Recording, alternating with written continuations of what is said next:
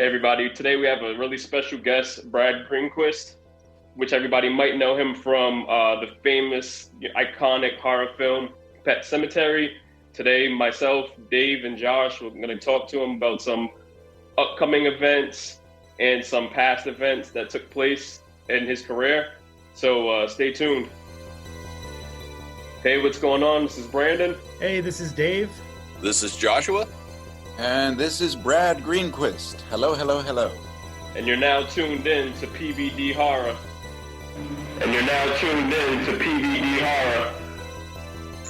Hi, this is Steve Rosinski, creator of Cares Hell and the Meowie Chronicles, and you are listening to PVD Horror.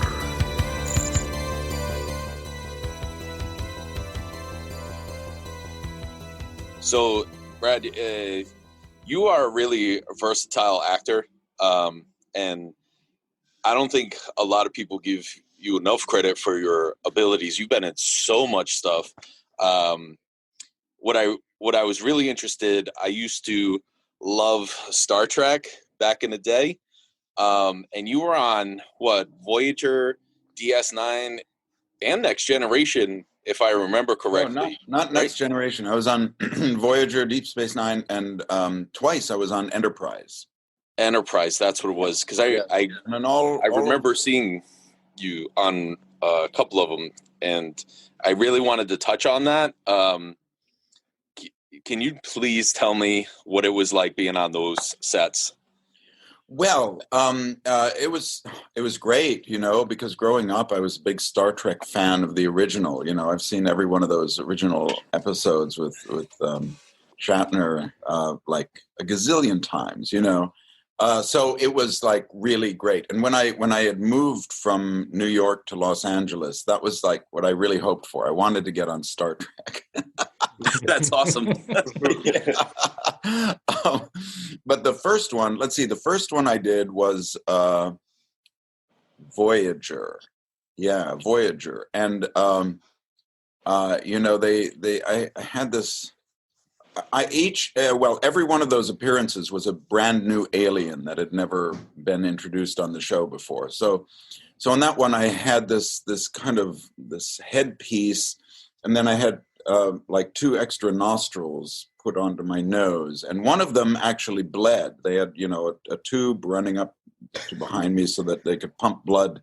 When I got punched in the noses, it would bleed. The noses. But I don't think that shot even got in the final edit. But the first day on that, when you have these big makeups, you have to get there at an absurd hour. I had to be there at like 3 a.m. and to start the makeup. And there was a traffic jam on the freeway at 3 a.m. And so I was like 10 minutes late, and they were like, oh, hurry, hurry, hurry, hurry.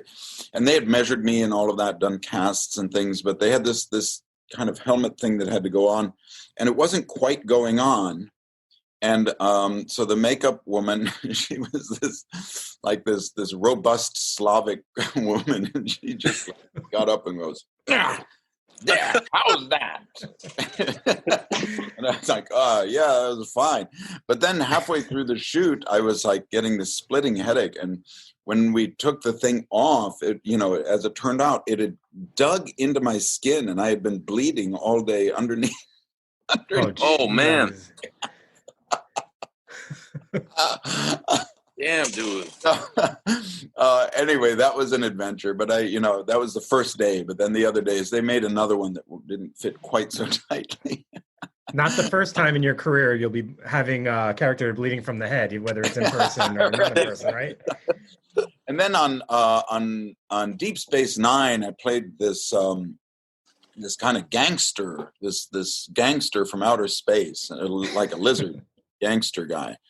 And it was a full thing, hands and the whole shebang. But my ears were covered, so I couldn't really hear. So when I was doing my scenes, I just had to really pay attention to the other actors' lips to see when they stopped moving. And I knew, oh, that's my line right there, right? That one was really a lot of fun. It was so much fun. because the character was just, kind of wild and out there, and the first day, they had glued a piece down here, and as the glue dried, it kind of pulled my lip up like this a little bit, and I was like, what is that? Oh, it kind of like gives me this Jack Nicholson kind of sound to my voice. So I was like, oh, okay. So like kind of like right on the fly, I was like, well, okay, I'll do the character like this. So what do you think you're doing, man? What do you That's awesome. And then I kept it. But the next day I came in, they glued this thing down and it did not pull my lip up. And I was like, uh-oh, now I gotta like find that voice and that enunciation that I had when my lip was pulling up, but without it, so I had to like, I think I managed to do that all right. That's awesome, man. Just going with the flow. That's the best part. Just go with it. Yeah. And kind of take inspiration as it comes, that's the best thing when you're working on camera, because you can like, oh, okay, today I'm feeling a little this way, and you can incorporate it. You know what I mean? And it helps with the camera because the camera needs spontaneity. It needs, if things look really rehearsed, the camera just will fall asleep, Okay. You need things to be alive and feel spontaneous, and trying to act spontaneity is very difficult. Yeah. So often, I would, with all of my projects, I would often get to the set not knowing my lines, and I would just learn them as the lights were being set up, so that it's not, so I don't know it really well. You know what I mean? Unless, of course, it's a big scene or a scene with a lot of language stuff that you really have to get down clearly. But otherwise, I would always, and a lot of actors do this. A lot of camera actors will just wait until the last minute to learn those lines, blah, blah, blah, blah, because most scenes in TV and films are not so long, Sure. You learn them quickly, and then you just, then they say action, and you have no idea what you're going to say. And you're like, oh, right, I say this, yeah. So where were you last night? And it gives it a spontaneity that that helps. It really helps the final product. Sure. That's cool. I always wondered. So go ahead. Yeah, I always wondered like how actors going through that process. Like with filming. So it's kind of cool, like hearing that. Like you guys kind of just went on the fly with most of it. So. Pretty cool. Not all actors do that. Some, come in with everything cold, knowing every line, and they need to rehearse again and again. So they use that time when the lights are being set up to go through all their moves. That's a very valid way to do it as well. And for me, it depends on what the scene is. You know what I mean? If there are a lot of complicated moves, I'll spend that time doing that. If it's difficult dialogue, I come in with it all learned. And these days, now that I'm a little bit older, I do tend to learn all my lines really well beforehand because my memory isn't quite as sharp as it was 20 years ago, But, back 20 years ago, I could like, there was a movie I was doing, and this is when my kids were born. I have twins, and with twins, my wife and I were up all the time. We were just napping around the clock, and I had doing this low-budget movie. And one day I got to the set. I had 7 pages of dialogue in the first scene, and then another 4 pages in the second scene. It was just me and the leading lady that whole day. I didn't know a word, not a word of that dialogue. And I was in the makeup trailer, and I was so tired that looking at the lines on the page, I couldn't get them into my head because I was just too fatigued, And I was like, oh my God, what am I going to do? And I was shaking. I was so scared. I got to the set, and it was taking them a while to set up, and I learned them really, really, really fast. And I also learned that, if you forget a line, just say something and make it sound really cool. Just make it sound really cool. And everybody will think it's great. That's what we try to do on this podcast. I was just gonna say that's how we do like We just throw intros those to things. Yeah. Your coolest voice. Yep. That I wanted to ask you, because like that kind of goes into something I was going to ask you later, but I think just as far as like your method of acting, it sounds like for you doing some like trying to tap into who that character is and try to really develop like an understanding of the character's motivation and who they are is way more important to you than the dialogue. Like you know, the having the dialogue be exactly what it's, you know, in the script. So is that kind of how you view it? Well, it depends. It depends on what I'm doing. That's what I prefer to do, but you can't do that with most television, because television is very corporate, okay? Mm-hmm. And there's a lot of cooks in the kitchen. And mostly on television, most shows, you have to be pretty perfect with what is written in the script. Okay. Because there are too many layers of executives that have to approve of any change, right? It's not efficient. So with most television, you need to really stick to the dialogue. But then there's some times with television where you get a scene and you're like, yeah, this scene was probably rewritten at 2 a.m. this morning.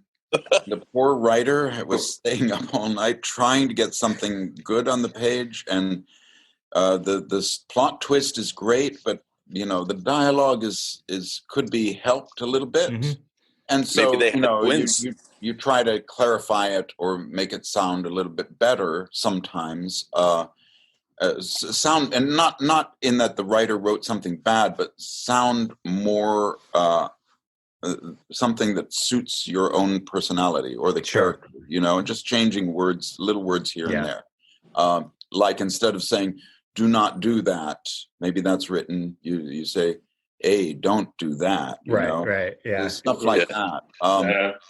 But television is much more, you're under a lot more scrutiny with that. With films, it's a different deal because a film is generally the director's baby. And if the director, often in films, the director will just say, okay, we got all the coverage we need of that scene. Now you guys just improvise it. We'll get 2 cameras on you and just play, just improvise, make a complete mess of it. And, you know, we can use pieces of it. And that's always great fun, you know? Yeah. So it depends very much on the character, on the script, and on the you know, whether it's a film or TV. Pet Sematary, I stuck pretty close to the lines. Okay. There was no, I couldn't add anything that was going to help, you know? Mm-hmm. It didn't need help in that way. Stephen King, you know, he wrote the screenplay, and he's not a bad writer, you know? He knows what he's doing. Yeah. I guess he's got some experience with the whole thing. Yeah. Yeah. Now, Brad, there was no, you know, if you start to fiddle with good writing, you're just shooting yourself in the foot, because good writing, you know, all you have to do is write it, you know, you just recognize, oh, I don't have to do much work here because this is so well written. The dialogue, at least, is like great. And so just write it. Don't resist it. Just write it, you know? Sure. Now, Brad, that answer your question. I kind of go off on these things and then I forget what the original. No, that was actually 100% the answer to the question. It sounds like it's a balance, and it kind of depends what the project is as far as how you approach it. The reason why I asked, and we'll talk about this a little bit later, was I know that you did a lot of like conceptualizing of the Pascow character in Pet Sematary, so that's kind of what like made me think like, oh, this seems like a theme. So. Yeah, you definitely answered it. Yeah. With that, I did. You know, here's what I did.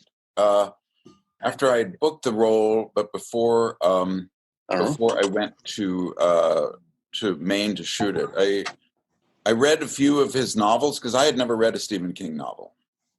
So first I read Pet Sematary, and then I read some others. I read the vampire one at the time, and there was a werewolf one. I don't remember the titles. Was it Cycle of the Werewolf? No, the one that ended up being Silver Bullet?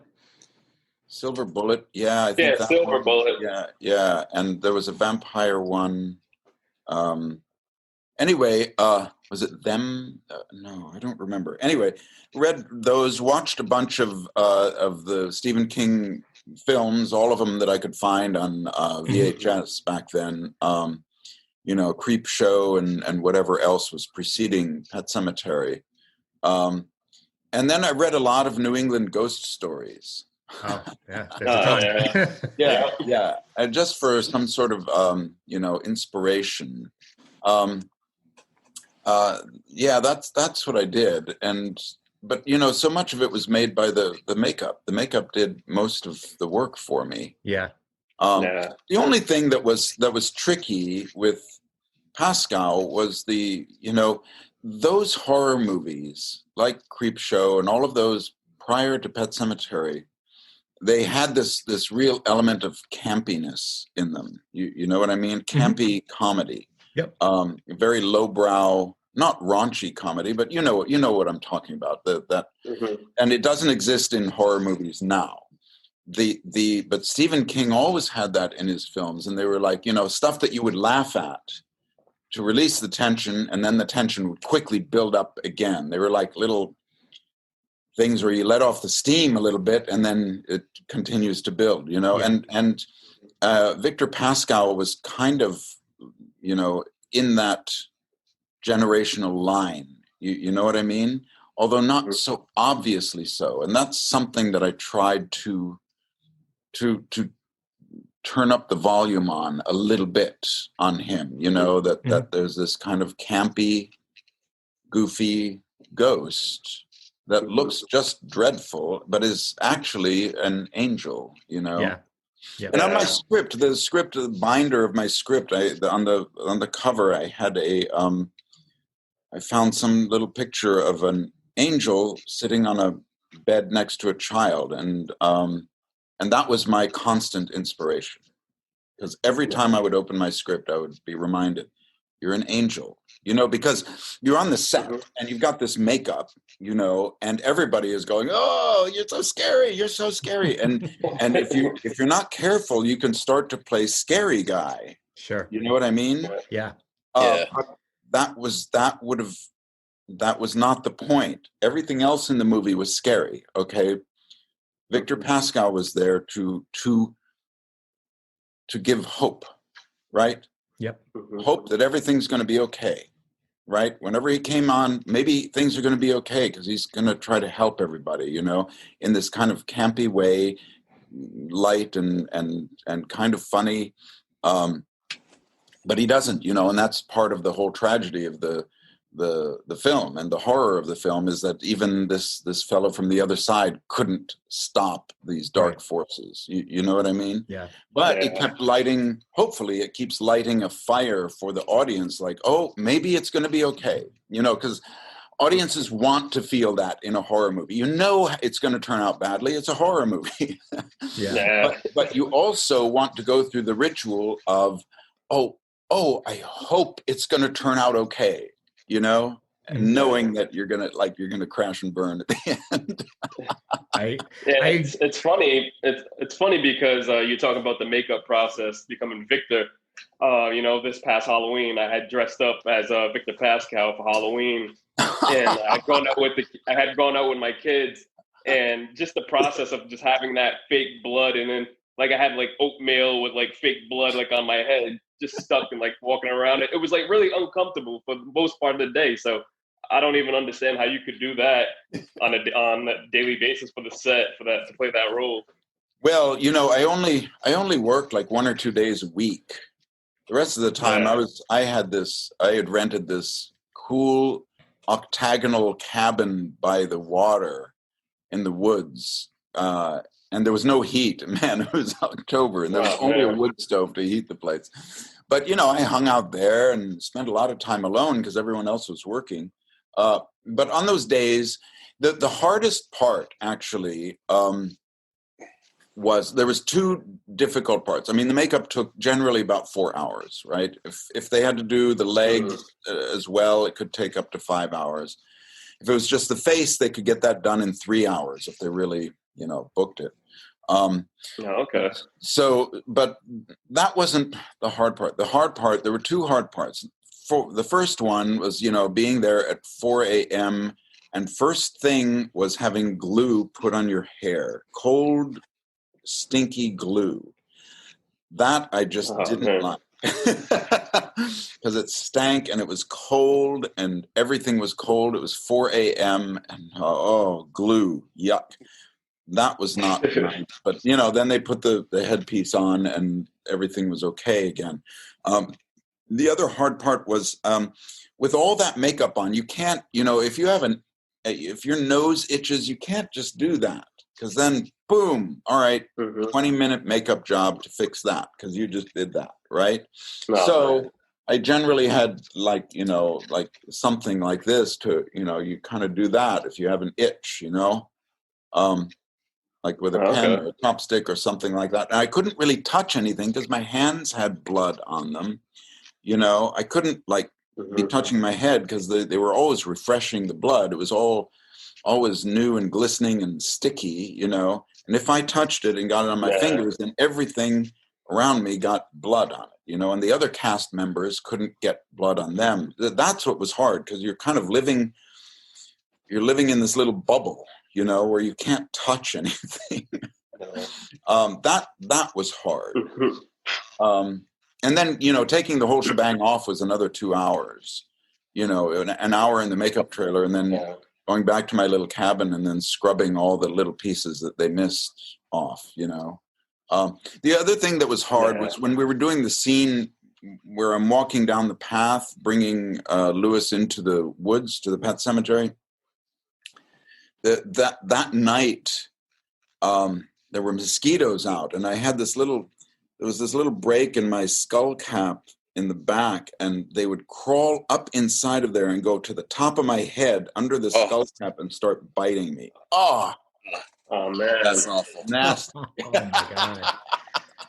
That's rough. All I could do, makeup gave me a chopstick, and I could just kind of press into my head like that, but that's all I could do until the whole thing was taken off. The other thing that was hard about that one was, I had that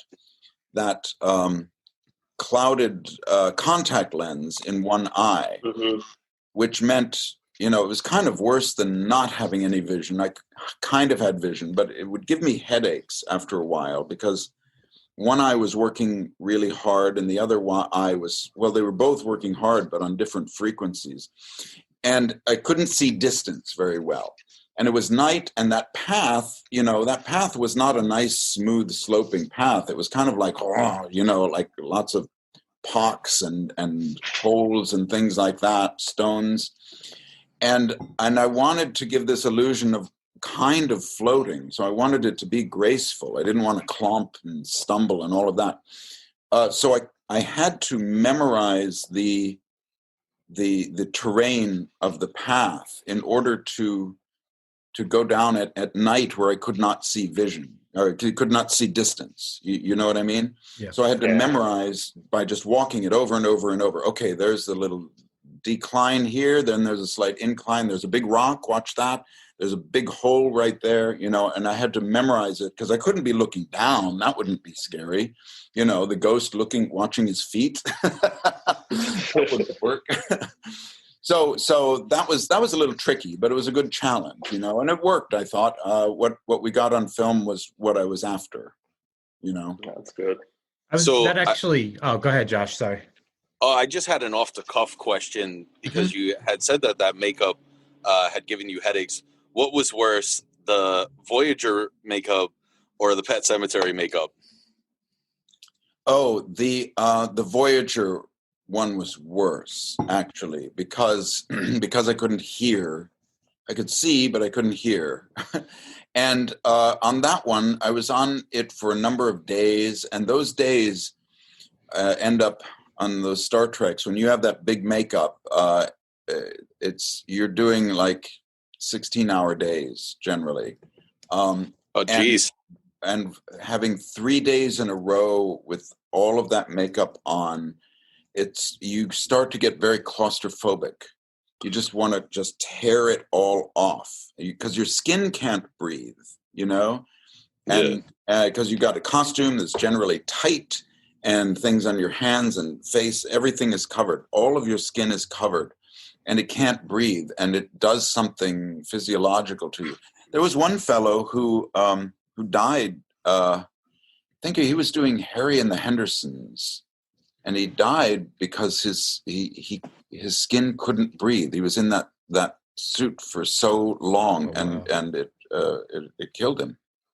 That's terrible. That was hard. That was probably the hardest makeup job, because I had a series of days that I was in it day after day, and you just get claustrophobic. Some of those series regulars, I don't know, they would have, pretty big makeups, and I don't know how they did it, week after week, month after month. Yeah. I guess you get used to it, but I wasn't. But with Pet Sematary, I only had that piece here on my head. Everything else was just paint, and that's different. That's okay. So yeah, that's what I would say. The Voyager was the toughest makeup job, I think. Sounds like torture. Yeah, it was hard. Bleeding head, you can't hear, and then you can't judge distance. Like, never put makeup on me again. So, Brad, what was after the filming of Pet Sematary was done, and you go ahead, and I'm sure you watched the film somewhat after it was released, or maybe even before it was officially released. What were your initial thoughts as opposed to how you see that film today? Is it the same? Do you view it the same? Do you think it captured what it was looking for? But this happens with me with everything, and it's very common with actors. You go to the like with Pet Sematary, there was a cast and crew screening in New York, and so I went to that, and generally one just cringes. You're like, because either you're thinking, oh yeah, I thought I was better than that, or I thought I was more subtle than that, or I was blah blah blah. So you just kind of go, oh no. But also what happens is you remember the day, so you don't really see the movie. You're like, okay, oh yeah, so and so was off to camera left, and so was camera right, and there was a problem with my sock, and all of those sorts of things, and you remember the day, and you kind of don't see the movie. You know what I mean? Yeah.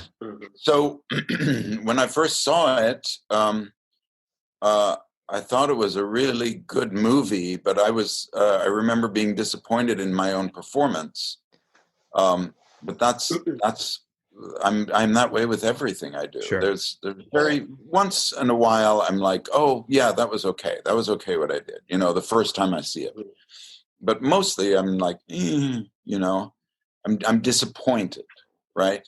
But it's not objective. That's the thing. It's not at all objective. And then I went to on opening day. I went to see it. And with an audience, with a regular audience, and it was a sold out showing in New York, and the people were they were screaming, they were like, they were so participatory in it, and I thought, oh, this works really well. Okay, great, it works. But the reviews were not very good. Yeah. The New York Times was like, this is such a disappointment, and other reviews were there were a few good reviews, but mostly they were like, oh, it didn't live up to the promise of the book. But no movie lives up to the promise of the book. They're two different media. Exactly. Yeah. So then I didn't watch it again for 25 years. Oh man. I just moved on, I moved on to whatever was next. Because, you see it and it's so long afterwards, although that was fairly quick. But then I didn't watch it for 25 years. And then someone was, for the 25th anniversary, there was a DVD release, and Paramount was doing a little, those extras on the DVD. And so somebody wanted to interview me, and I was like, yeah, sure, I'd love to do that. And then I thought, oh, I better watch the movie again. I haven't seen it in 25 years. And I watched it again, and I was like really impressed. I was like, oh, this is what people are screaming about, because I saw it for real then, you know, without my ego getting in the way, you know. And I was like, wow. But what most impressed me watching it again was Fred Wynn's performance. Yeah. I was like, it knocked me out, because he's so, you know, that when early in the film, when they first move into the house and Judd comes across the road and Ellie's on the swing, and I think Ellie says, Mr. Judd, where's that path go? And he looks over. He's got that one shot, and the camera's kind of pushing in on him. He looks over. He goes, "Oh, that's a story. Yeah, I'll tell you that another time." And just those two lines, he just gives you such a shiver down your spine. You know things are not going to go well, and he does it so easily, so offhand. It's just it's like. It's perfect camera acting, you know. Absolutely. Because he wasn't hitting it too hard. He was setting up the whole movie with that little line. It was just brilliant. And then throughout, I think he was the spine of the whole movie. He was just amazing. And everyone else was great too. And I was actually very happy with my performance as well, you know. Upon watching finally it back after 25 years. Yeah. 25 years later. That's awesome. That's the same thing to us. We kind of like view your lines the same way. Like when you say like the ground is sour, you know, like how's that feeling when fans just recite your lines too? Oh, it's so sweet. It is so like I'm like I said, I'm just I'm bowled over that something that I did has meant so much to so many people, you know, and on so many levels.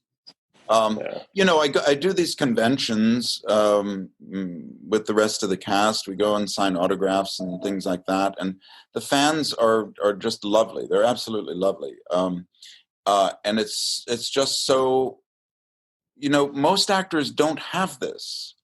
Most actors, you know, you have your stars where everything you do is notable, but most actors get through their careers without having something like this that has just lived and lived and lived, you know. So I'm very, very fortunate to have been cast in it, and the fact that this movie, out of everything I've done, has such a following. So when somebody you know speaks my lines to me, I'm grateful. I just think it's an honor, you know, to have regular old audience people valuing something I took part in. You know, it means a lot, and it kind of this career is very, very difficult, and it makes it all worthwhile. You know, all of the difficulties. Well, and it's not the difficulties of wearing makeup. It's just the difficulties of booking the next job, of you know, living through a bad year where you're not working much, living through a good year where you're working a lot and you're never around for your family. You know, all of those things. It's a hard life for most actors, and I'm just very fortunate. I'm so grateful, you know. I hope that answered your question. I'm giving you guys a long, No, you're doing great. the scenic route through all these questions, right? So I want to throw out a weird question. You were talking about taking different jobs and stuff, and there was a show years ago, and I don't know if it did well. I'm the only guy that I know that remembers it, and it was VIP. Oh, I remember VIP. You were actually on one of the episodes. I loved that show, and I was the only one that loved it, apparently. Pamela Anderson was doing really well at that time, so I was kind of surprised. But I loved that show. What was it like working on that show, and how was Pamela Anderson being, especially back then when she was super popular? Yeah. The show, the show was, Right. I played this East German terrorist. And the show was a lot of fun because I realized when I got on the set, I realized, oh, I'm the only actor here. Everyone else is a model or a bodybuilder or a stunt guy. You know, there were a lot of stunt guys that had regular roles, models, just gorgeous people. And the star, Pamela Anderson. And I'm like the only, kind of workaday actor here. Okay, great. So would you say the only one with talent? No. Because there's a difference there. Yeah, but they all had their own talents. Acting wise. Definitely. I was a pretty good actor, but they looked great on screen. They looked way better than I did. They knew how to play that up better than I did. You know what I mean? And that's just as much a part of being a screen actor as anything, So it was a lot of fun, but Pamela Anderson had just gotten in that morning from some junket she was on somewhere else. And she was constantly being pulled away she'd been in Europe for something. And so she was constantly being pulled away for interviews, and she was dead tired, jet lagged. And, so she wasn't, with all of my coverage, I was doing it to a stand-in. Yeah. There's some shots where you see Pamela Anderson and myself in the same shot, but she would leave as soon as she could and either run off to another interview or just lay down and sleep. So all of my coverage was, with a stand-in and stand-in standing, right behind the camera, and the script supervisor over here somewhere saying, saying the dialogue, right? And that's fine. That happens a lot in films. So I just dealt with it. It wasn't anything terribly serious. So it was, I could have a lot of fun with it. And it was fun. It was serious to Josh. Yeah. Very serious. I love it. I could not wait. It came on at, I think, midnight over here. And I would get out of work and rush home so I could catch it at midnight. I was like, there's a new episode tonight. Well, good. I'm glad you enjoed it. No one's ever asked me about that show. This is a first. No one's ever asked me about it. It was fun, though. It was fun, and the director was Scott Paulson. He was really great. Because he's an actor, and he was directing, and he just kind of let me do what I wanted to do, and he just adjusted here and there. But, that's one where I really played with the dialogue, because I was doing this East German thing. And so I really changed the wording, because that's a lot of doing an accent, is how do those people construct sentences in their native tongue, And I spoke some German. My wife is German, so I learned a bunch of German in order to speak with my relatives in Germany. So I could figure all of that out. So I took a lot of liberties there, but it all helped. It helped the show, Okay. That's awesome. So, Brad, I want to ask you about, we like to ask this question to people that come on, our guests. So what's your relationship with the horror genre? Like, even prior to Pet Sematary, I think we had heard that you might like older horror films. Are there any that stand out to you? Do you have any favorites? My first, I just got addicted when I was a kid to those Universal Gothic horror films from the 30s. Yeah. Every Saturday, every Friday night, there was one on TV, and I would watch. And I still really enjoy them. And they have their own kind of campiness too, I think that Bride of Frankenstein is one of the best movies ever.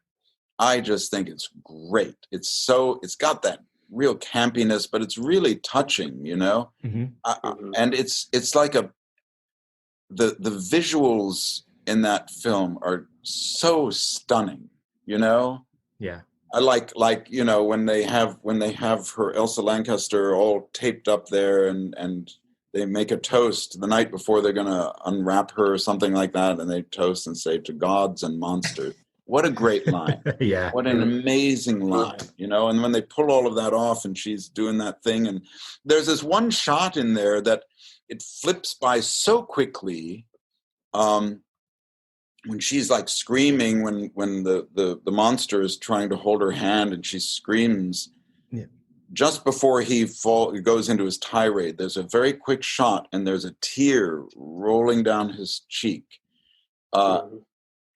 Great. It's so brilliant. I just think that's one of the best movies of all time, not just of a horror movie, but just, as a film. It's just great.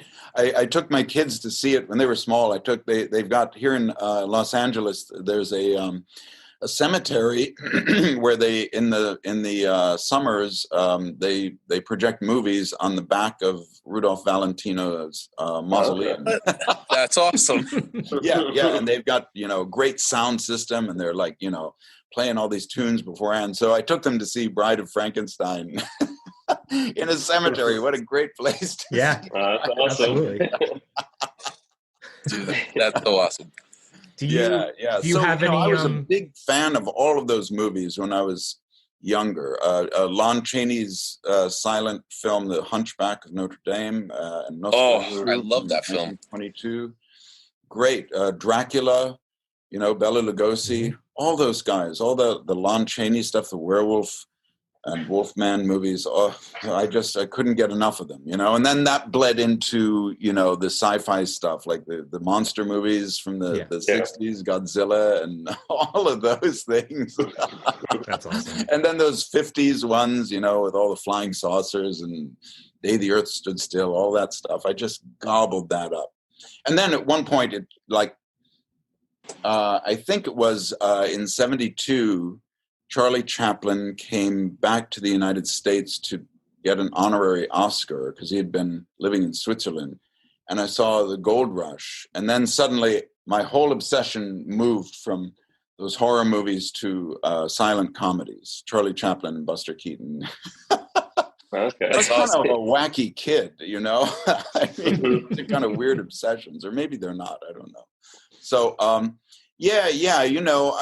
I still love those Universal horror films. I don't watch a whole lot of horror movies today. Here's the problem. Having done a few, they don't scare me. Because there are a lot of special effects, but I know the gimmickry behind it, and I'm what I appreciate is great makeup job, good jump scare there, but I don't jump, I don't because I know the genre so well, so I don't watch a whole lot of the contemporary ones, but I have a great appreciation for them. I think they're a great genre in themselves, and I think it's terrific that that it's all accepted now. When Pet Sematary came out, it was kind of, look, Stephen King at the time, the literary people grudgingly accepted him. They saw him, he's a horror writer. He's like this popular horror writer, but he's not a real writer. But I think Pet Sematary, like really, that book really kind of flipped it because it was so, the public gobbled it up, but the films were lagging behind. They were still like, everything is just a knockoff of Creepshow, and we don't take it seriously. Mm-hmm. These are horror movies. Yeah. These are for this is a thing for a certain subset of people, but it's not cinema. You know what I mean? Yeah. And I think this is the root of a lot of the the reviews of Pet Sematary and its initial release. It was like, well, it's Stephen King, it's kind of campy, it's kind of, it's kind of scary, but doesn't really blah, blah, blah. But, it made a lot of money. Made a lot of money, which means a lot of people saw it. But the press, they had not embraced horror movies the way they are embraced now. They weren't respected. Yeah. It was kind of it's a horror movie, so you have to give it a so-so review. Right. Yeah. So You to know what I go mean? off that, yeah. So to go off of that, our buddy Josh here, he's not a big fan of remakes. So, and I know you like when you were talking about it took you 25 years to rewatch Pet Sematary again. What was the feeling like watching the remake for you? Well, I was really looking forward to it. To it because I thought, well, great. Then I'll be in a movie that was actually remade. That's pretty cool. And sometimes remakes are really good on their own, And so here's the story. When it was released, I called Denise Crosby, and I said, Denise, let's go see the new Pet Sematary. She was like, oh, okay. And so we decided to go see it together, but in a like on a Tuesday at 1:00 in the afternoon when nobody would be there, or at least not a whole lot of people, because we didn't want to, do the whole fan thing. We just wanted to see the movie together, So that's what we did. We went to a movie theater in her neighborhood, and excuse me. And we got there early so that we could get the seats we wanted and kind of up in the back and hide away, So we get there, and there's one of those little machines for the tickets, and I'm like struggling with that because I don't understand any of that. I'm so old-fashioned. I just want to pay a person money, but okay. So we got the machine, and the manager comes over and says, "Can I help you?" And I said, "Yeah. We want to see Pet Sematary." So he's like, "Okay, press this button. Oh, okay." And Denise is standing next to me, and she goes, we were in the original Pet Sematary.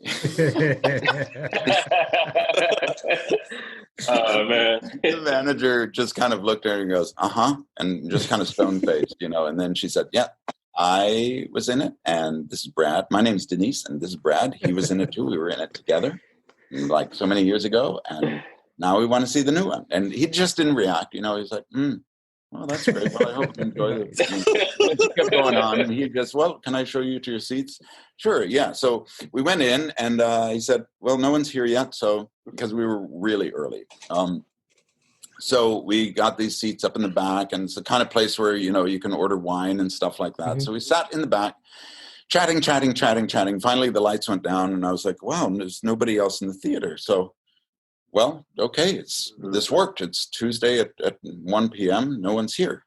And we watched the movie, and afterwards we sat there talking about it, endlessly. Denise is just such a fun person to be with. So then the manager finally came in and he said, are you guys okay? We said, oh, sorry, we're just sitting here talking. And we came down to him and we said, oh, look, nobody else showed up for the movie. And he said, I know, I blacked it out for you. Oh, awesome. He said, That's you guys deserved your own screening of this movie. That's so cool. So yeah. I didn't sell any more tickets for it. That is so cool. Yeah. And the fact that he didn't make it tell you ahead of time, so you didn't feel, he just kind of experienced it. Stone-faced, Yeah. We both thought, oh, he doesn't even know about the first one. Yeah. So while he was just kind of stoic, we read it as he doesn't care. But what was really happening was on the inside, he was going, holy shit. Yeah. That's so cool. But you got to play it cool. It's such a sweet can't let them know, What? Yeah. I said, you got to play it cool. You can't, if that was me, I wouldn't let you know that I was excited. I'd be like, no, I'm a cool guy. I'm not like that. But inside, I'd be like, oh my God. Yeah, for me, I know. I think the same thing. I think it's part of the job. You really can't respond that way because you can probably get in trouble. But I remember when I worked in Arizona at the Glendale Arena where the NHL, the Coyotes played, I worked over in that area and I'd seen Wayne Gretzky, and so I couldn't react the way I wanted to because I was working, but inside I'm like, oh man, this is fucking Wayne Gretzky, So excited. Exactly. Yeah, So that was the story about seeing it. That was so sweet of that guy. I mean, we were both so moved, so touched by the kindness, and the respect. It's so great. See, this is what I mean. only good things. None of us in the original, none of us got a bump from the movie afterwards. I don't think any of us worked for a year after its release. Nobody got, the next big thing for their career at all. We were just back to being unemployed actors. But now, there's all these really great things that come from it. And, this is why I'm so grateful, because this, like what this manager did, things like that, they mean a lot. They mean a whole lot, So it's really, really meaningful. But getting to the movie, to the remake, I thought it was a brave attempt. I could see what they were doing. They were trying to take that story and retell it in a fashion, in the genre as it is now. Mm-hmm. Lots of jump scares, kind of, bit of a homage to Walking Dead,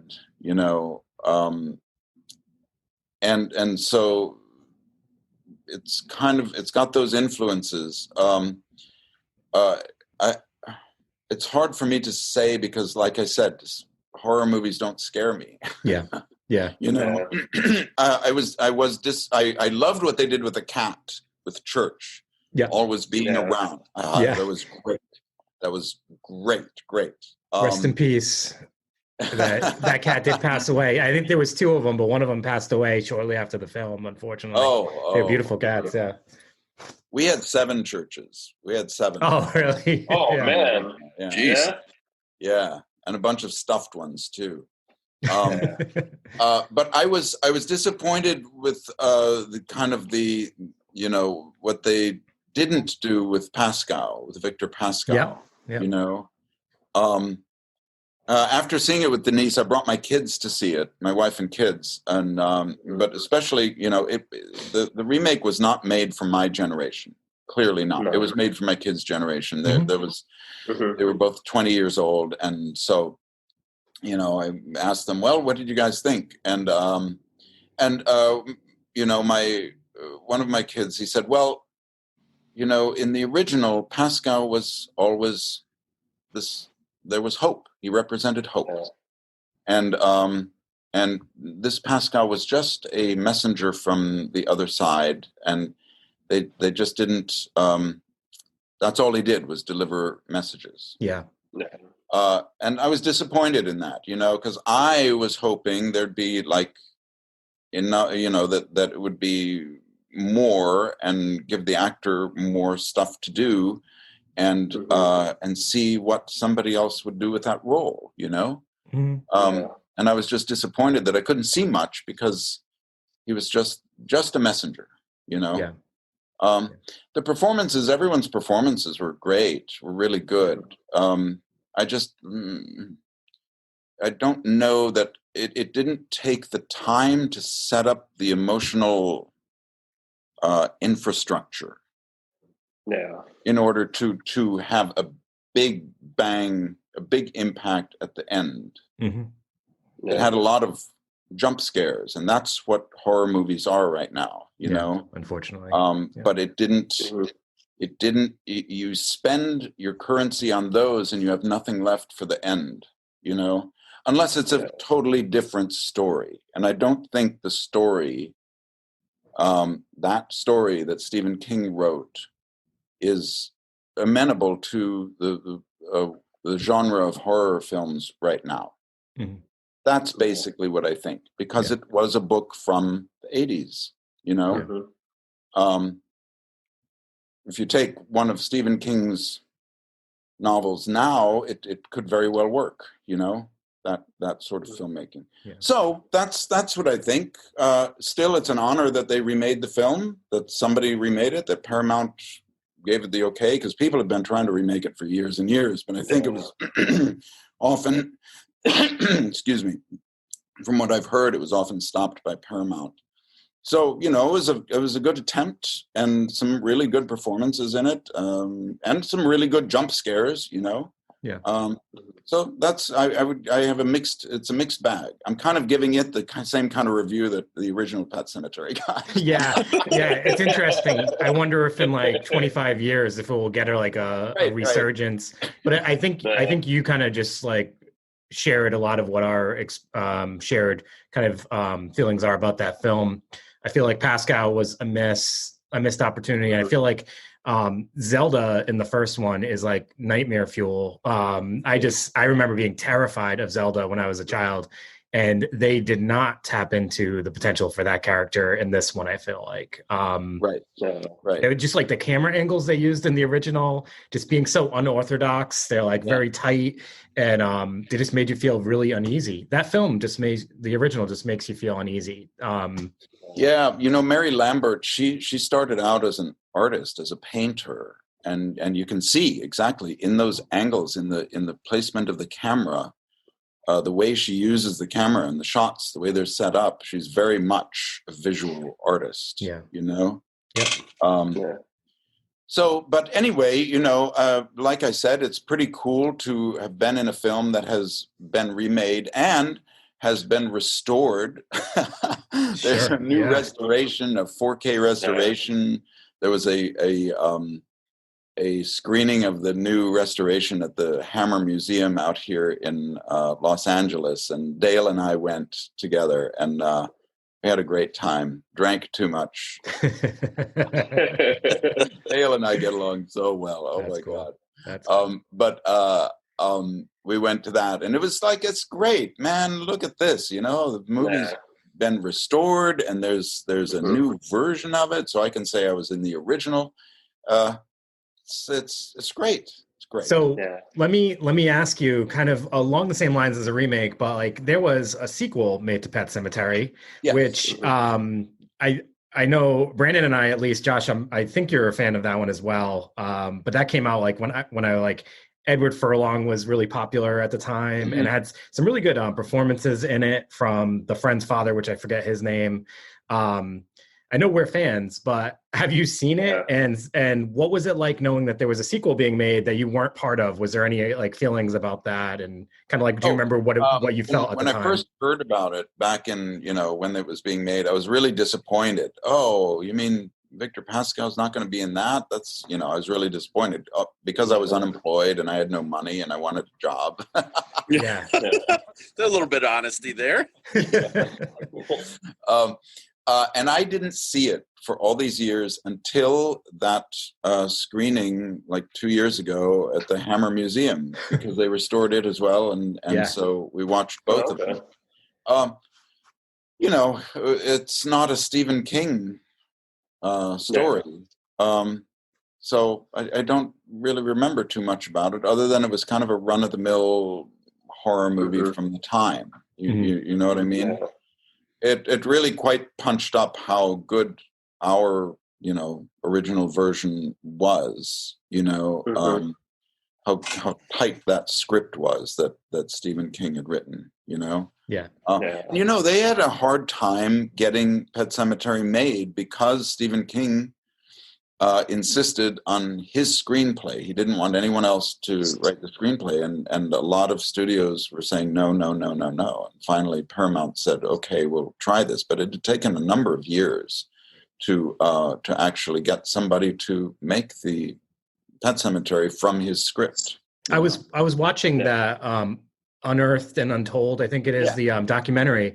And in the very, very beginning, they talk about that a little bit of like, at that time, it was already considered like overkill of Stephen King, or it was past Stephen King time for movies. So they were like, a lot of places were hesitant to, get into that project, it sounded like. Yes, but I also think it's because of the story itself. It's so brutal. I think that's what nobody would talk about, is that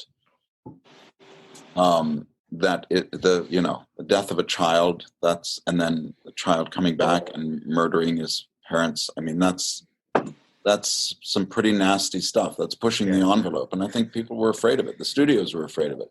But what the producer told me on the set, the first day on the set, he said, well, all the other studios wanted to rewrite the script.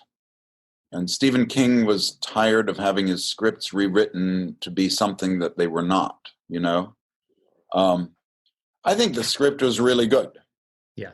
And I think Paramount did a great job at like taking it on and allowing Mary Lambert to direct it, a woman director. I mean, it was a big risk because the book was so popular. A female director who made a number of films but wasn't, you know, a big name, and using Stephen King's script. I mean, they took a lot of risks, and it's to their credit that they did, you know. I wanted to share my a personal experience I have with that film. So you were talking about how dark it is, and you know the death of a child, and I started to smirk, so I don't want you to think I'm creepy, but it reminded me of the very first time I saw it. It was with my family, so I was young, and my dad had rented it, and I was there with my siblings and my parents, and my mom left the room and did not return after the truck scene. Mm-hmm. So she refused to watch the rest of it. And then like a few years later, I was watching it again in our living room area, and she left the room again as soon as that scene was about to come on, because she knew, like, as soon as the kite's out, you know what's coming next. And I don't think she's ever seen the rest of the film to this day, and I don't think she ever will. And I think that made me like it even more at the time. When I was little, I was like, this is like, you know, I really wanted horror films at that time. I was like, oh, this is dark. But you're right, that is like, I remember being actually like sad when I saw that, and it brings out emotion. Like, they did that scene so effectively. You felt sadness for, you know, the death of this child. And I felt that numerous times watching it. It's probably even now when I see it, it's like it does get, like, there's other movies I watch and I don't feel the same emotions, but that one really tapped into that. You know, I mean, that's what I mean about what the remake missed.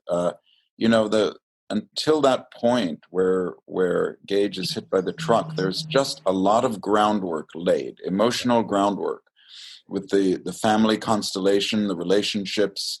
The audience falls in love with Gage because he's so adorable, and it just it does not rush through that time that an audience needs to attach themselves emotionally to this family. You know what I mean? Yeah. It takes its time and lets the audience join in. You know, it's a horror movie, so everybody comes in going, oh, but, you know, it kind of opens like a drama, you know, except for, you know, Victor Pascow.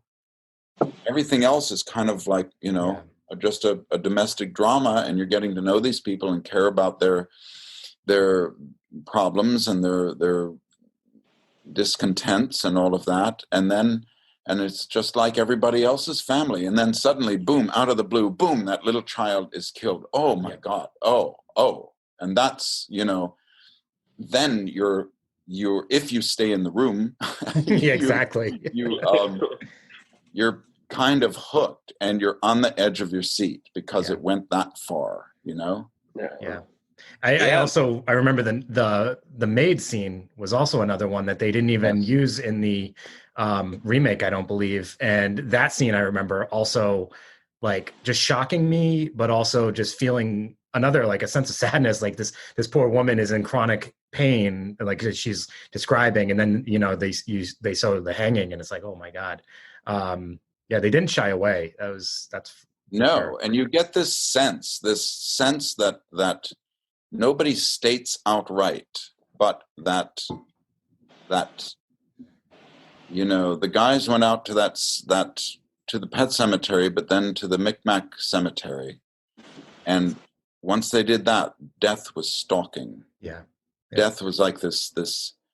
It was swirling around, you know, because Missy didn't have to hang herself, but she hung herself. You know, this kid, Victor Pascow, gets hit by a truck. Then the little kid gets hit by a truck. Death is just swirling all around them. It's never stated outright, oh, you went to that cemetery and looked at it, and now look what's happening. It's never said, but you feel it. You get it. Whether you get it consciously or subconsciously, you get it. That death is another character that has come in and is walking through the lives of all of those people. Yeah, absolutely. Well said. Well said. So, Dave, I just wanted to tell you, when I watched this when I was younger, it was the same thing. Like, oh, the kid died. But then watching it, I watched this like, I don't know, a couple of years ago. That kid reminded me of my son, like Brad. My son Max looks exactly like him at the time, and acted like him. So I too turned it off, just like your mother. When I was like, oh, like, so yeah. Oh, I know it hits hard. I mean, I know the movie through and through, and when I watched it again after 25 years, at that point I had small kids as well, and knowing exactly the construction of that scene, the editing, and it was just like, oh my God, I don't know if I even want to go through with the rest of the movie, and I know the movie. Yeah. It just hits you on a different level when you're a parent, and you have a child. Yeah. It's big time. Yeah. Yeah, so I just want to throw out there, because we're big fans of Tubi. I had gotten a notification on my phone Friday that Pet Sematary and Pet Sematary 2 were added to Tubi. So for all our followers and listeners, if you did not finish this film, you have a chance to watch it for free. So take that chance to go watch it. Use that little 30-second button to skip ahead if you can't watch the truck scene. Don't walk out of the room, though. Brad, I don't know if you're aware, we're trying to get a sponsor with Tubi, so we have to make a daily mention of them. So, well, that's a pretty good way to mention them, I gotta say. So, Brad, I know that we're probably gonna have to wrap up soon, but I wanted to ask you a question about the filming. Being, Stephen King, famously from Maine, the film was actually filmed in Maine in 2 locations, I believe. I know that the cemetery, the Indian burial ground is on an island. I can't remember the name of the island, but then the house and everything was on, mainland, and it's pretty far up there. I think it's like 6 hours from us. Is it Bangor that was filmed in? Yeah. Bangor and all around there. We were staying in Elliston, and Bar Harbor. Yeah. I wouldn't be able to find my way around there. I had a car up there, but mostly, I was driven to the sets, and I had no clue where they were, Okay. And now you have people that are like, going to there. The filming sets have actually become attractions that people go to visit. And some of the people that follow us recently, I saw somebody had posted shots from, where they want to go to the burial ground. But I think one of the more famous locations people go to is that cemetery, where Dale's like, digging up Gage and stuff like that. But what was it like for you filming up there? Was there, how was the weather when you were there? It looks like you guys were filming in sort of like nicer weather. It gets pretty cold. It was great. That's right. This is another reason why it took so long for a studio to agree to make this, because Stephen King had been getting a lot of flack that all of his movies were being made in Los Angeles. And the locals were saying, why don't you get your movies made here? Bring all that money to Maine. And he listened to them. And so he was very insistent that it be made in Maine. Mm-hmm. I don't think only for that reason. I think the atmosphere, you just can't replicate it. The place where the whole story germinated for him, you can't replicate it in a studio. I think this was one of the smartest decisions to shoot it there. The weather, well, I got there in August and I left in October. So autumn in Maine, just, you guys know, you're near there. Yeah. What can you say? It's gorgeous. It's so gorgeous. It was pretty chilly in October, though, especially in my little cabin that only had a little wood stove. Oh, man, it was cold.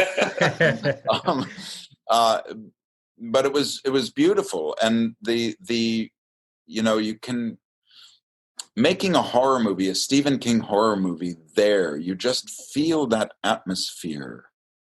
You can feel, or you can imagine this foreboding in that atmosphere. It's very easy to imagine that, much easier than driving through Los Angeles traffic to get to a sound stage where it's all been kind of built. And then you have to like really put your imagination into high gear in order to imagine that foreboding feeling that you get naturally in Maine if you're looking for it. You know what I mean? Mm-hmm. Yeah. And the townspeople were really sweet. They were really friendly. I would go to this local diner every day for breakfast, and most of them were very curious, you know. But there were also a number of people that were just, you know, oh, they're always stopping the traffic, blah blah blah. You know, they don't realize that, because they didn't know, you know, a movie comes to town and yeah, it's very, very disruptive, you know. Yeah. Mm-hmm. And I remember one time in the diner, I just, you know, a woman was complaining about it. And I said, yes, but just think about all the jobs that are being had here. How much money is pouring into the state? You guys are getting a huge benefit here because there's millions of dollars coming right here to your community. And it's just some temporary inconveniences you have here. But otherwise, you guys are things are going to look better here because you're getting all this money. Yeah. And that kind of made her go, oh, well, okay. Yeah. You right. Yeah, definitely. I know that's been a big well, before the pandemic, the Rhode Island, you know, where we are, that was like a big driving force for our state as well, trying to get productions done here. We've had a few big name films in some of our cities over here, but yeah, it can be kind of disruptive. But I always find it exciting as someone who likes to go check out filming locations of movies that I loved. I do appreciate that. So, and I do think that the setting where Pet Sematary is filmed is it's a whole nother character to this film. So it's so important. Yeah. There were a lot of very smart decisions in the making of our version of the film, made by Paramount, by the producers, and by Mary Lambert. Very, very smart decisions that all add up to a really powerful film. And you take any of those decisions and go another way with them, you know, a different screenplay, a different location, a different guy playing Pascow. Yes, thank you. You know, any of those decisions, and it's a different film, and it may not have had the impact that it does. You know. Yeah. Agreed. Yeah. Agreed. And so, like you talked about filming locations, Dave.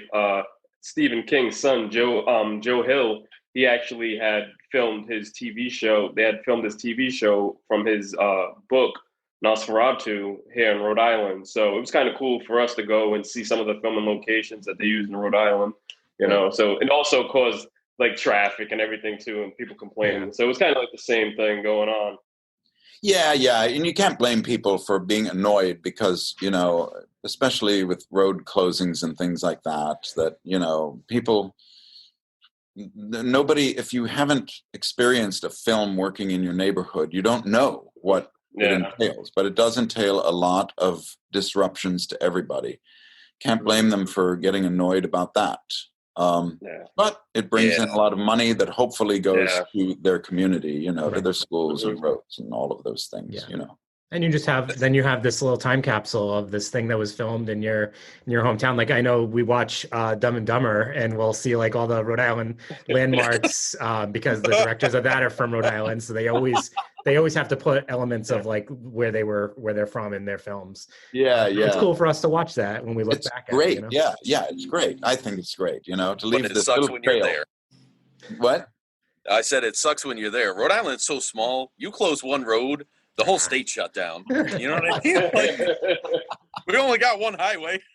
Like, yes, and it's being used to shoot something. Yes. Oh, it drives me nuts. That's funny. Especially being a driver, you have no idea. Like, I gotta work. Get out of my way. Yeah. Yeah, so Brad, like you talked about, you know, like having after the film, you know, not having work and everything like that. Now today you're teaching classes you have for up and coming actors called Brad's class. Are you still holding that now due to with the pandemic, or what are you guys doing? Yeah. Well, no, I'm not having anybody. I've got this little studio, and I'm that's where I am right now. You see the fake brick wall back here. It's like a movie set, right, with black cement. It's hilarious. Yeah, I've got this. I started teaching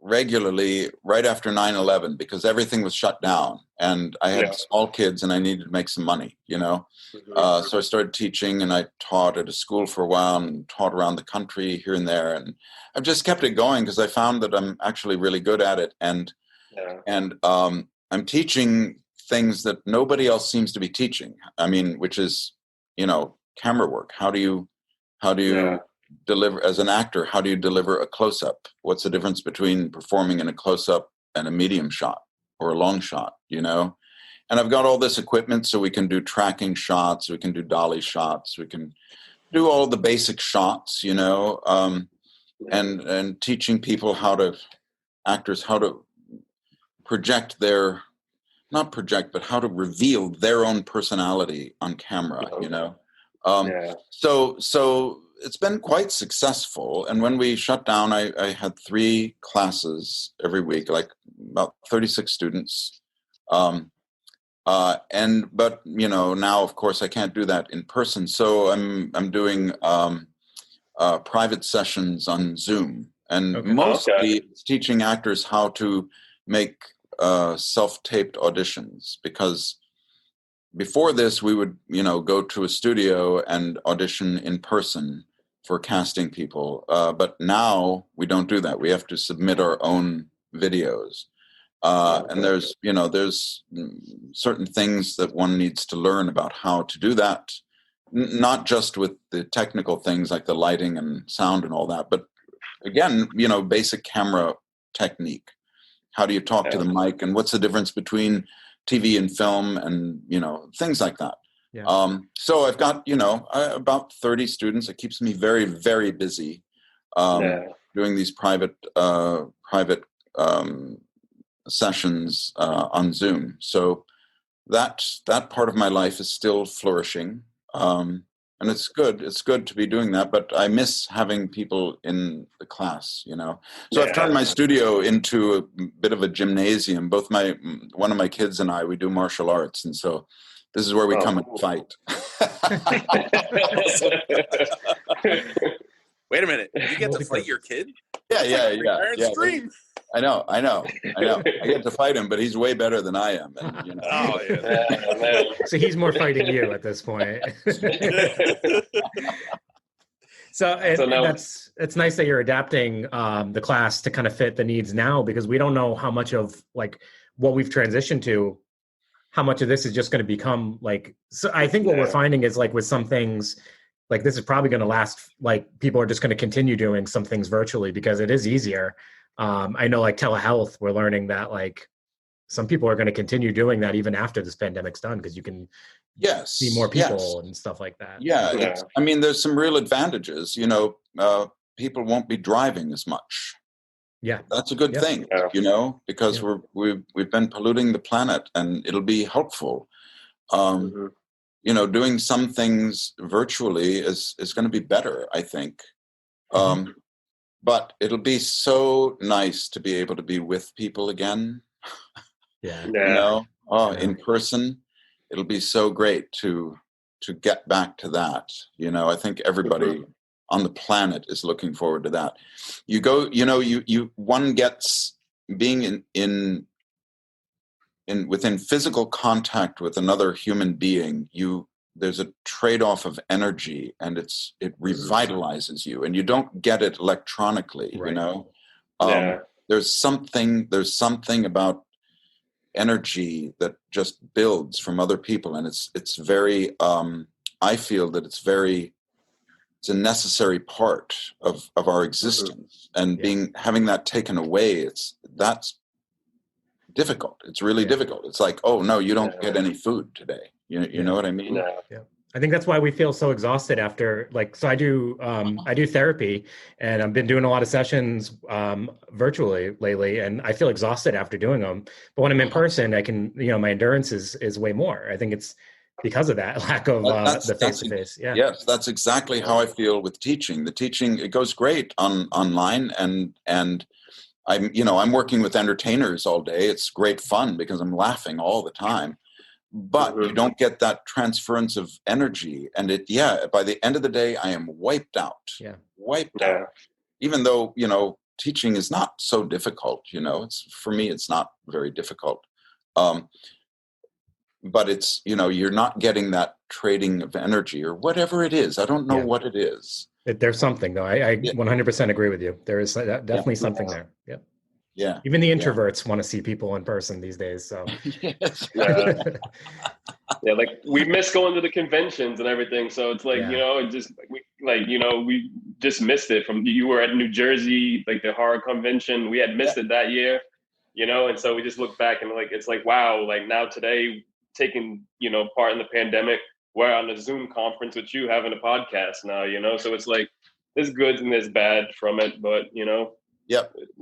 Take what we can get, Yeah, exactly. Yes, and we'll get through this, and somehow we'll keep the good things, and the bad things we'll leave behind. Hopefully, yeah. What people tend to do anyway. We're pretty good at that, So, Brad, did you have anything else coming up that you wanted to plug, or just kind of things that you're looking forward to coming up? Well, when the shutdown first happened here in LA, I had 3 movies and a play, all, set to go. And everything had to shut down, of course. Yeah. The one of the films I was going to do, or I was hoping to do, there wasn't a deal or anything, but it was looking pretty good. They started shooting, I guess, but I wasn't ready to step onto the sets with the pandemic yet, and I just turned it down. Another one is on hold. Another one I've been shooting this past week. I was there last night was my last night. It's a big studio film called King Richard with Will Smith. Okay. Yeah, and it was like, okay, I'll do this because it's a fairly small role, and I just want to see how this works with the the pandemic, the COVID, and all these precautions. And it was pretty amazing. Warner Brothers is like, they're following it to the letter. And so, you get tested every other day, and everyone's wearing masks and face shields, and it's as safe as you can possibly be. But of course, there's no guarantees, So it's a little stressful being on a film set, but it's also comforting knowing that the studio is doing the best they can to keep everybody safe. That's pretty awesome. Yeah, it's really heartening. So I just finished that, and then I was doing a play about the Booths, about the Booth family, John Wilkes Booth and his brother Edwin Booth, who was the Hamlet of the 19th century, and I was playing their crazy father. And I was looking forward to it because there's a scene in there where I could play a scene from Hamlet, but play it as it was played in 1840, and that was like a real challenge, So I don't know if that play is going to continue. Who knows if any theaters are going to be, what theaters are going to survive and all of that. Yeah. So who knows? Who knows what's going to happen? Hollywood is shooting, and there are a lot of auditions and inquiries and things. But what else I do? I just have to take it a project at a time. I don't know, because you guys know, you have a family. You bring that virus home with you without knowing it, and boom, your family is all infected. That's really heartbreaking. So I don't know if I'll do anything more until after this is over. I just don't know. Yeah. Fortunately, I have the teaching, so I can keep us fed here. That's good. Yeah. So we'll see. Yeah. Now, Brad, for some of our listeners, for people that are looking to become actors and actresses, what kind of advice could you give them? Oh, yeah. Boy, just do it. Just do it. Get some training. get some training, get some good training. That's the first thing. Brad'sClass.com. Yeah, just right. Yeah. Email me and I'll work with you. I'm happy to do that. But get some training. Any kind of acting training when you're starting. It's the art that does away with itself. So it looks like in a movie that nobody's acting, but that means that they are really, really, really good actors. There's a lot to learn. I still take classes myself, just to stay sharp and just to be challenged more and more. One should always be searching because you never arrive. So I would say if there's anyone out there who wants to do movies, just watch a lot of movies. If you want to be on TV, watch a lot of TV. But then find some training. And you can, after the pandemic, most cities have a theater. Go to the theater and ask the actors where you can train. Because guaranteed, somebody in the cast is going to be able to teach you something. Nice. Right? And, right now, there's all sorts of training opportunities online, So, I've got students all over the country and all over the world, actually, that I work with. So that's very easy to do. So, and then I would just warn you, it's a very difficult business. You have to be very, very determined and at the same time, very vulnerable. But if it's worth it to you, just keep at it. Just keep at it. Just don't look. I had no talent when I started. I had nothing to recommend me being an actor. I've learned everything. Nothing is natural. It's all learned. And one of the most important things is just persistence, keeping going, right? You get knocked down, you get back up. It's a good rule from martial arts. You never quit, never, never, never quit. So if you really want to be an actor, that's the thing. Never quit. Just keep going, right? That's what I would say. Awesome. Yep. So I know during the film you actually carried a book. And you can't see on the podcast, but on Zoom, you can see I'm sitting in my library, and I just wanted to know if you were a reader, and if you are, what you read. I hope I'm not what I read. Yeah, I read a lot. Lately, I've been reading a lot of nonfiction stuff. I read a book about dinosaurs. I read a book about A New History of the United States, but which does not gloss over the whole slavery issue. It really attacks it. That was really great. An 800-page history of the United States. I read plenty. I read as much as I can. And for this project of playing the father of the Booths, I've read over 100 books on that subject. Oh wow! Yeah. Like the stuff from the 1820s and 1840s, it's not easy reading. So yes, I read a lot, and I read the newspaper every day, every single day. So I try to go through 100 books a year, but I never imagine reading 100 books on one particular subject. I know, it's a little crazy. I'm a little obsessed with it. It's crazy, especially because I don't know if we're going to do the play. Yeah, but it's interesting. So yeah, I read a lot. I read quite a bit. Awesome. That's awesome. Yeah. All right. So, Brad, thank you so much for being with us today. This has been awesome. I know that means a lot to us, just being such big fans of the character of the film, and just kind of getting for hear you share a little bit more about your career and your life, and even your thoughts about the film has been amazing for us. So thank you so much. Well, thank you for having me on. This has been a real pleasure. You guys are great, man. I wish we could hang out, Yes. You don't have to lie. It's okay. So hopefully, Huh? Hopefully we can meet in person at some point if, conventions ever happen again and all that stuff when things get someday they will happen again. And we'll meet up. We'll meet up at some point. Okay. We'll just stay in touch. And when I'm on the East Coast, I'll let you know. Okay. Sounds great. Thank you so much. All right. So to our listeners, thank you for listening. I hope you enjoyed this as much as we did. So signing out, I'm Dave. This is Brandon. This is Joshua. This is Brad. And thanks for listening. Have a great night, everyone.